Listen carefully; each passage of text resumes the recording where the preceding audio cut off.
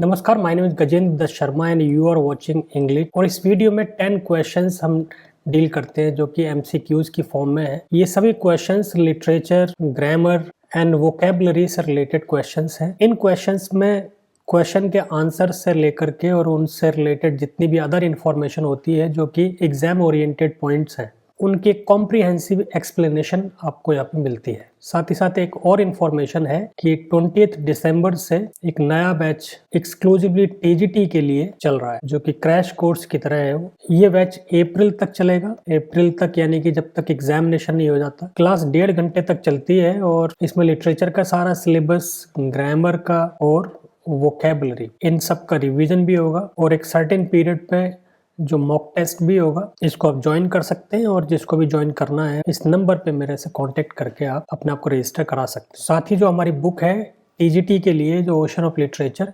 इसको भी आप परचेज कर सकते हैं। इसमें आपको जो पिछले क्वेश्चन पेपर्स हैं एग्जाम में जो आए हुए, उनकी एक कंप्लीट कॉम्प्रिहेंसिव एक्सप्लेनेशन मिलेगी। सारे लिटरेरी टर्म्स और उनकी एक्सप्लेनेशन, जितने भी प्रिस्क्राइब्ड ऑथर्स हैं उनसे रिलेटेड इन्फॉर्मेशन, आपको कंप्लीट पैकेज की तरह ये बुक होगी जो कि आप एग्जाम को पास करने में बहुत ज़्यादा हेल्पफुल होगी। ये बुक अमेज़ॉन पर भी अवेलेबल है और मेजर सिटीज़ में जो बड़े बुक स्टोर हैं वहाँ पर भी आपको मिल जाएगी। अमेज़ॉन का लिंक आपको डिस्क्रिप्शन बॉक्स में मिल जाएगा, तो इसको आप परचेज कर सकते। अब वीडियो स्टार्ट करते हैं। First question, who is the speaker of the following utterance?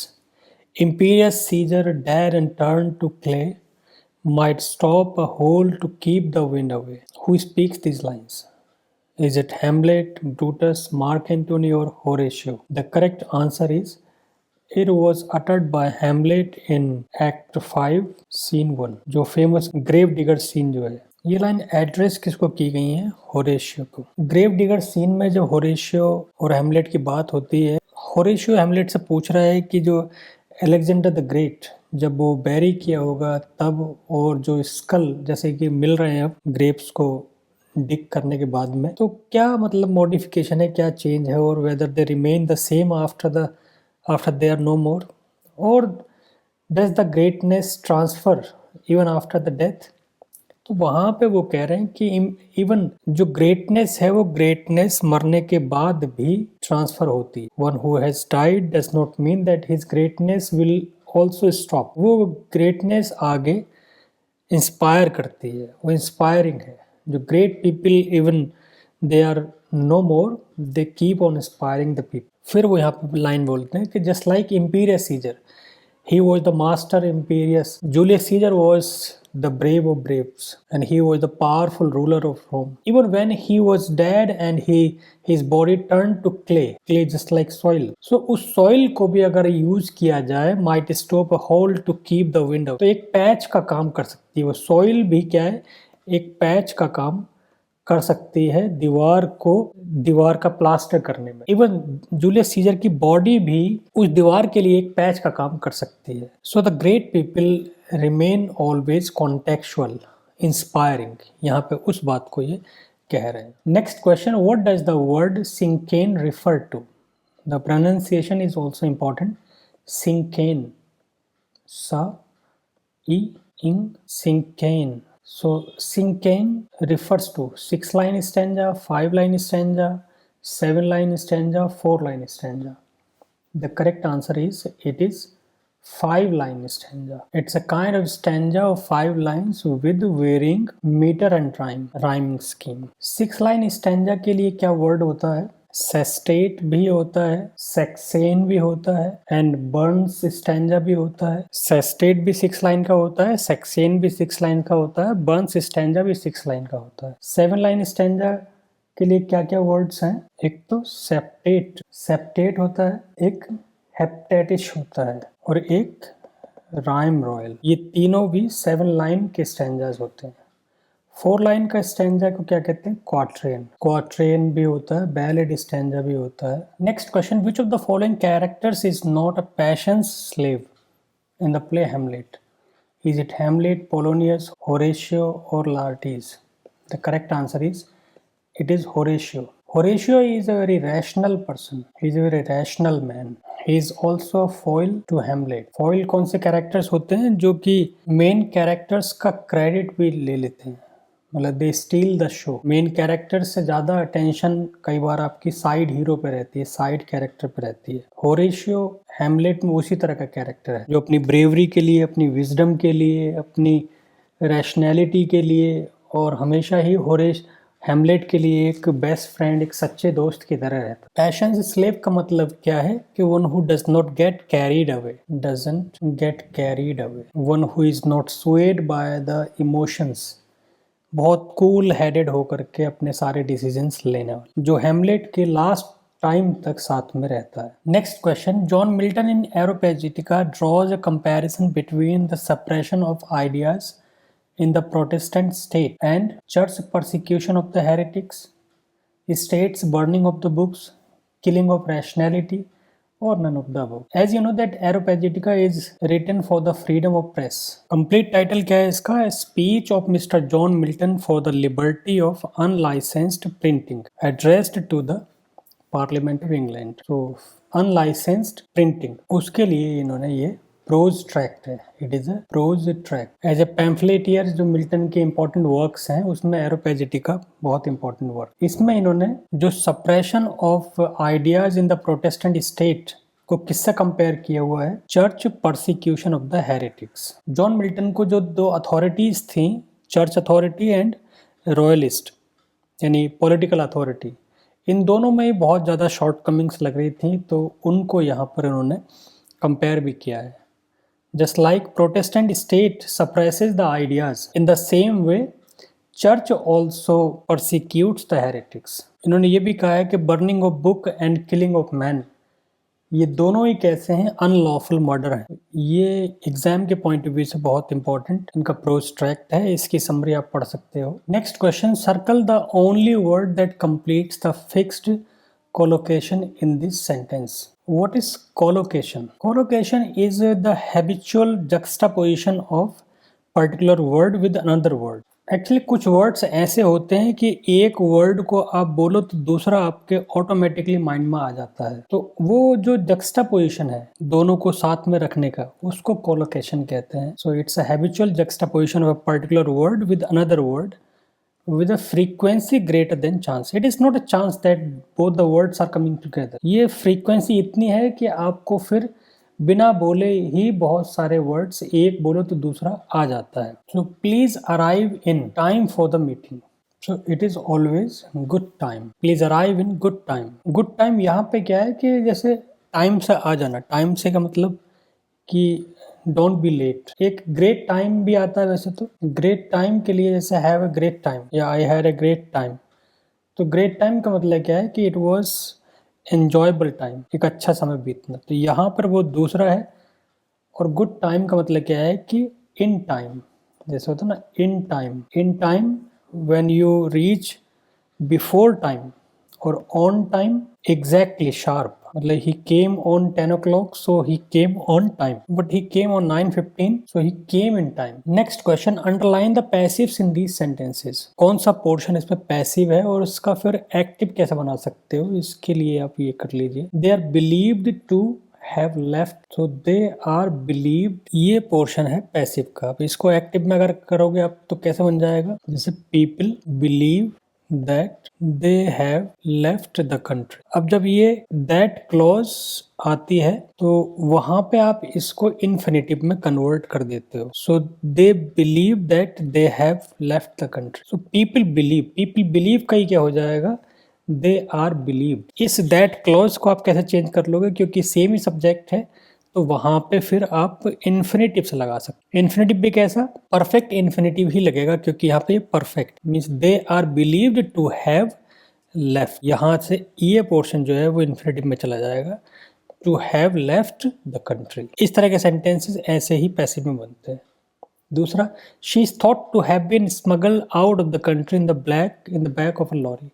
Similarly people think that she has been, अब यहाँ पे क्या हो जाएगा? शी हैज बीन, ये हो जाएगा she has been smuggled out of the country in the back of lorry. तो इतना पोर्शन जो है वो पैसिव का है, बाकी ऑलरेडी पैसिव का था। नेक्स्ट है, they were seen to leave the room together.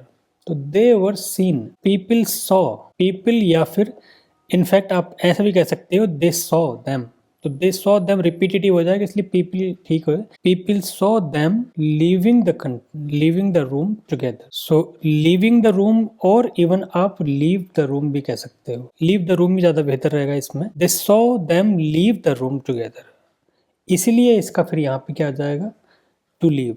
जब बेयर इन्फिनेटिव होता है तो बेयर इन्फिनेटिव का आप पैसिव में क्या करते हो, फुल इन्फिनेटिव बना लेते हो। दे वर सीन टू, यानी कि ये वाला पार्ट, ये वाली क्लॉज भी आपने की और ये वाली भी आपने पैसिव में की। He said to be recovering well, तो दिस से ही सेड, तो दिस से दैट, ये भी फिर क्या है, दैट क्लॉज में आ जाएगा। दिस से that he is recovering well. अब ये कैसा आया, जैसे आपको पहले बताया कि दैट क्लॉज को पैसिव में इन्फिनेटिव से भी चेंज किया जा सकता है, बस आपको उसकी स्ट्रक्चर का ध्यान रखना है। सो दे से, तो ही सेड, ये वाला पोर्शन पैसिव हो गया, और बाकी फिर क्या होगा, दैट क्लॉज को इन्फिनेटिव लगाइए टू, और बी आईएनजी, तो बी रिकवरिंग यानी is recovering well. So he, they say that he is recovering well, ये आंसर हो गया इसका। The whole place was cleaned until there was not a speck of dust to be seen anywhere। ये जो portion है ये passive में है, अगर इसको आप, ये पैसिव में है और ये वाला, तो कैसे, the whole place was cleaned, so they cleaned the whole place। फिर until there was not a speck, until there was not a speck of dust to be seen anywhere। until you से भी बना सकते हो आप, you. अब दो तरीके से इसको आप आगे वाले पोर्शन को बना सकते हो, तो इसको भी पैसिव बना सकते हो, इसको ऐसे छोड़ भी सकते हो। until you did not see a speck of dust anywhere, या तो आप ऐसे कर सकते हो, या फिर इसको एज इट इज भी छोड़ सकते हो, क्योंकि आपने पैसिव का तो बना दिया। तो ये पैसिव में ध्यान रखना होता है कि कौन सा पोर्शन आप बनाते हो, दोनों पोर्शन भी आराम से बनाए जा सकते हैं जैसे इन सेंटेंसेस में बनाए हैं। Next question, which of these sentences are causatives. अब इसमें कॉजिटिव वाले कौन से सेंटेंसेज हैं। कॉजिटिव आपको पता है कि गेट और मेक, इनसे कॉजिटिव बनाते हैं, और इनका सब्स्टिट्यूट क्या होता है, हैव। हैव जब कॉजिटिव की तरह आता है तो बड़ा प्रॉब्लम क्रिएट करता है, उसको आइडेंटिफाई करना आपको आना चाहिए। जब आप गेट लगाते हो तो पास्ट पार्टिसिपल लगाते हो, मेक लगाते हो तो बेयर इन्फिनेटिव। अब इन दोनों के लिए अगर हैव आता है तो समझ जाइए, हैव के बाद में अगर पास्ट पार्टिसिपल है तो गेट को रिप्लेस कर रहा है, और बेयर इन्फिनेटिव है तो मेक को रिप्लेस कर रहा है। He tried to escape but got caught, तो गॉट कॉट यहाँ पे भले ही ये पास्ट पार्टिसिपल है, लेकिन गॉट मतलब क्या है यहाँ पे, जैसे वॉज कॉट, ही वॉज, तो ये तो नहीं है। They were aiming to walk the entire route but got tired, तो गॉट टायर्ड मतलब क्या है, they were tired in the end। I need to get my hair cut, ये हो जाए। ये पोर्शन जो है वो when some other agent is also involved in the process, causative, तभी causative का मीनिंग आता भी है, तो ये पोर्शन जो है वो causative है। I need to get my hair cut। I'm going to have my portrait painted। अब देखिए यहाँ पर have ये है, और plus object and then past participle. So ये आपके किसके लिए है, गेट का रिप्लेसमेंट है, जो भी बताया। इसमें भी ये पोर्शन पॉजिटिव है और ये भी पॉजिटिव में है। I had my car broken into last week, तो I had my car broken. अब हैड ये भी क्या है, ये यहाँ पे गेट के लिए है, gate plus object plus past participle. So I got my car broken, ये भी आपका पॉजिटिव है। तो तीन में आपके पॉजिटिव वर्ब्स लगी हुई है, इसमें नहीं है और पहले वाले में नहीं है। मतलब simply get plus past participle positive नहीं होता। क्या होना चाहिए उसके लिए, गेट या फिर उसका replacement have plus object and then past participle, ये बनती है स्ट्रक्चर पॉजिटिव की। Next question, which of the following works of Wordsworth was composed during his great decade. Great decade कौन सा पीरियड था, ये था 1797 टू 1808। ये जो 10-11 साल थे ये सबसे इम्पोर्टेंट साल थे वर्ड्सवर्थ की लिटरेरी लाइफ के, जहाँ पे इन्होंने सबसे बेहतरीन अपना काम कंपोज किया। इनमें से कौन कौन से, poems in 2 volumes, the White Doe Rylstone, the Waggoner और ecclesiastical sonnet। ecclesiastical sonnets were published in 1822, तो ये तो नहीं हुआ। वैगनर और पीटर बेल, वैगनर के साथ पीटर बेल भी पब्लिश हुई, वो हुई 1819। तो ये भी आंसर नहीं हुआ। द वाइट डोव ऑफ रीलस्टोन, ये पब्लिश हुई थी 1815 में, ये भी नहीं हुआ। पोम्स इन 2 वॉल्यूम्स, ये कब आया था? 1807। पोम्स इन 2 वॉल्यूम्स में बहुत इनकी सबसे बेहतरीन पोम्स इन 2 वॉल्यूम्स में पब्लिश होती, इसीलिए ये ग्रेट डिकेड के नाम से भी जाना जाता है। पोम्स इन 2 वॉल्यूम्स में जैसे वी आर 7 है, Lines Composed upon Westminster Bridge है, 3 सितंबर 1802 है, I wandered lonely as a cloud है। इस तरह की जो सबसे बेहतरीन पोम्स हैं वो इस वॉल्यूम में पब्लिश हुई थी। ग्रीन लिनेट है, to the cuckoo, green linnet, ये सारी पोम्स इन 2 वॉल्यूम्स में पब्लिश हुई। Next question, whom does John Galsworthy refer to in the statement a capital chap though to look at? He is a man of travel and experience in many parts of the world and has a fund of yarns on which I draw freely. ये किसके बारे में कहा था? D.H. Lawrence के, Jeffrey Meyers, Joseph Conrad, Eric Gill. So the correct answer is it was Joseph Conrad whom he is talking about in this statement. Joseph Conrad 1892 में गोल्सवर्दी को मिले थे एक वॉयस पर, सी जर्नी पर। वहाँ उनके आइडियाज भी मिले और एक दूसरे के बहुत पक्के दोस्त भी बन गए। जोसेफ कॉनरेड की जो बायोग्राफी लिखी है वो जेफरी मेयर्स ने लिखी। Jeffrey Meyers wrote the biography of Joseph Conrad. D.H. Lawrence से तो इनकी कभी नहीं पटी। D.H. लॉरेंस जब इनको मिले 1918 में तो दोनों एक दूसरे को एकदम से हेट करना शुरू कर दिया क्योंकि इनके टेस्टेज नहीं मिले। D.H. लॉरेंस ने जो इनकी नॉवल है द मैन ऑफ प्रॉपर्टी, जो फोर्साइट सागा की फर्स्ट नॉवल है, उसको कहा था really rather noble, even though they did not share their tastes. Eric Gill कौन थे? एनग्रेवर थे, जिन्होंने इनकी डेथ के बाद में इनके बारे में जो न्यू कॉलेज ऑक्सफोर्ड, वहाँ पे इनके कुछ मेमोरियल्स एनग्रेव किए। Next question, what is the phonetic transcription of the word this particular word? अब इसको अगर ओगले पढ़ते हो या ओगली पढ़ते हो तो फिर आपका आंसर नहीं आएगा। The correct pronunciation is ogle, ogle. तो जैसे अ ओ गल, औगल, तो उसके लिए अब क्या बनेगा? जो अ के लिए तो श्वा, अ ओ औ और फिर गल, ग ल, औगल। अब इसमें देख लीजिए अ ओ गल, द करेक्ट आंसर इज औगल, ना कि ओगले। ये ओगले का सेंस दे रहा है, ये ओगली का सेंस दे रहा है, तो ये भी नहीं है, ये भी नहीं है, और ये ओगल, तो ओगल नहीं है तो औगल है, तो ये भी नहीं है। इस तरह के क्वेश्चंस आजकल पूछे जाते हैं और इनमें इम्पॉर्टेंट यही है कि अगर आपको करेक्ट प्रोनाउंसिएशन आता है तो फिर उसका फोनेटिक ट्रांसक्रिप्शन भी आ सकता है। तो जब भी डिक्शनरी आप कंसल्ट करो तो फोनेटिक ट्रांसक्रिप्शन जरूर कंसल्ट करो। So that is all for now. अगर आपके कोई भी क्वेश्चंस हैं, क्वेरीज हैं, तो वो आप डिस्क्रिप्शन बॉक्स में उनको पूछ सकते हैं। कोई डाउट है तो उसको क्लियर करा सकते हैं। अगर आप चैनल पर नए हैं तो इसको सब्सक्राइब करिए। वीडियो अगर अच्छी लगी हो तो लाइक करिए, शेयर करिए, ताकि जितने अदर एस्पिरेंट्स हैं उन तक पहुंचे और उनका भी फायदा हो। और बुक को भी परचेज करिए क्योंकि ये बुक आपके एग्जाम के लिए एक माइलस्टोन साबित होगी और आपको एग्जाम पास कराने में एक बहुत इंपॉर्टेंट रोल प्ले करेगी, क्योंकि इसमें जो भी इंफॉर्मेशन है वो बहुत ऑथेंटिक और वेरीफाइड और क्रॉस चेक करके इंफॉर्मेशन इनकॉर्पोरेट किया हुआ है। ये बुक आपको फर्दर स्टडीज के लिए भी एनकरेज करेगी, जहाँ पे आपको क्रॉस रेफरेंसेज हैं उनको आप कैसे एक्सेस कर सकते हो उसके लिए भी बहुत ज़्यादा हेल्पफुल ये होगी।